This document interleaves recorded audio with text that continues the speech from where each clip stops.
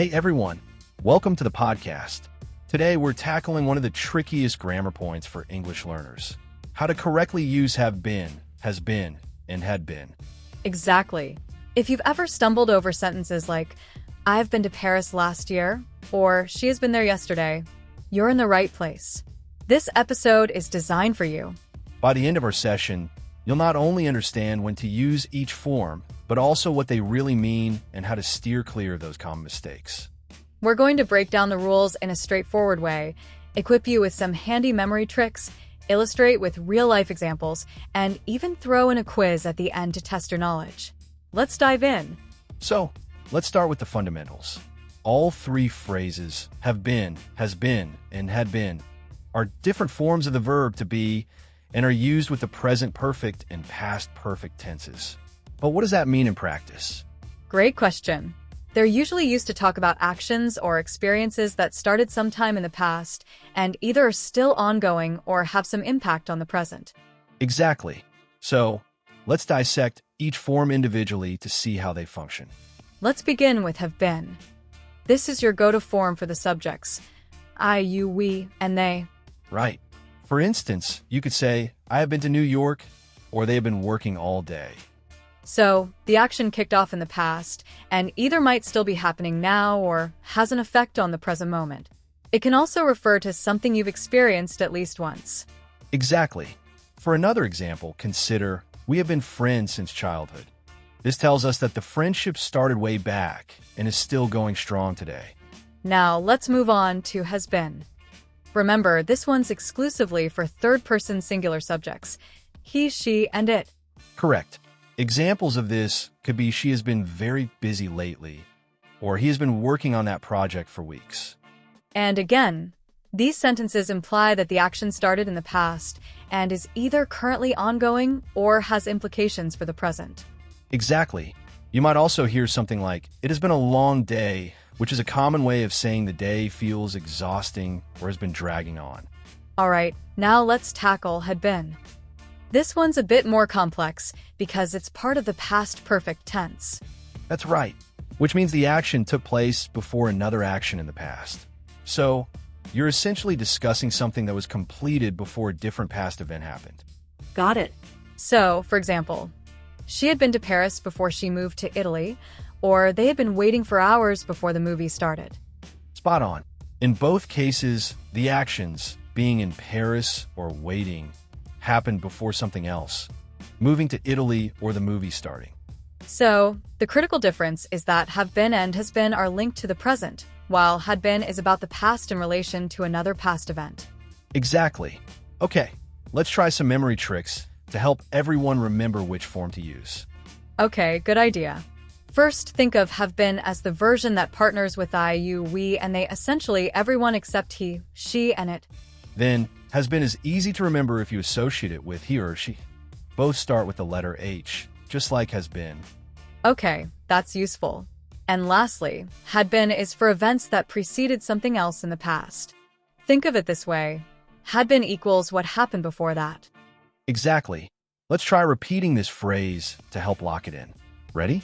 Have been for I slash you slash we slash they. Has been for he, she slash it. Have been for things that happened before something else in the past. Great, I've got that. Now, what about seeing these phrases in real-life conversations? Any examples? Sure, imagine someone asks you, have you ever been to London? You might reply, yes, I've been there twice, or no, I've never been there. Okay, makes sense. Or, if someone asks, why is she so tired? A good response could be, because she has been working nonstop all week. Exactly. Now, imagine two coworkers are talking about a meeting, and one says, did you know the meeting started 10 minutes ago? And the other replies, no, I thought it was at 3. I've been told it was at 3:10. Okay, I get it. These are all natural, everyday sentences you'll hear native speakers use, and now we can too. Fantastic. So, what are some common mistakes learners make with these phrases? Well, one of the biggest is using the wrong time marker with have been or has been. For example, it's incorrect to say, I have been to Japan last year because last year indicates a finished time in the past. That's right. The correct sentence would be, I went to Japan last year, or I have been to Japan before, or I have been to Japan several times. Got it. Another common mistake is using have been instead of had been when talking about two past events. You shouldn't say, she has been to the doctor before she came here. Correct. It should be she had been to the doctor before she came here.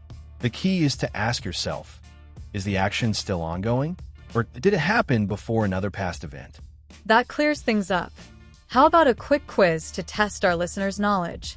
Maybe they can pause the recording and fix the mistakes. Sound good. Question 1. He had been sick all week. Pause now. Ready? The answer is, he has been sick all week. Next. Question 2. They has been waiting for you. Pause now, and the correct answer is, they have been waiting for you. Question 3. I has been in Mexico. Pause here. The answer is, I have been to Mexico. Question 4. She had been very busy lately. Pause now. The correct answer, she has been very busy lately. Final question. Question 5. They have been to the museum last weekend. Pause now. And the answer is, they went to the museum last weekend, or they have been to the museum several times. How did everyone do?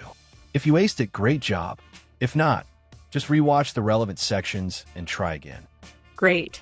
Now let's cover some extra tips and expressions that use have been, has been, and had been. Sure. One very common expression is, how have you been? Which is a friendly way of asking someone how they've been doing recently. Right. So if someone says, hey, how have you been? You could respond, I've been good, thanks, or not great. I've been really busy. Also, you'll often hear people say, it has been a while, meaning it's been a long time since you last saw them.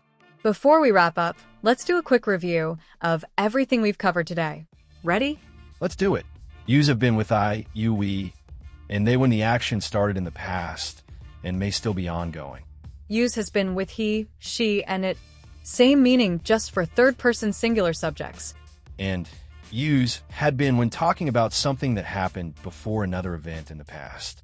Avoid using the present perfect with finished time markers like yesterday, last week, or in 2020. And don't forget our memory trick. Have been for I slash you slash we slash they has been for he or she slash it, and had been for things that happened before something else in the past. If you're keen to improve your English grammar and speak like a native, hit that like button and subscribe. Until next time.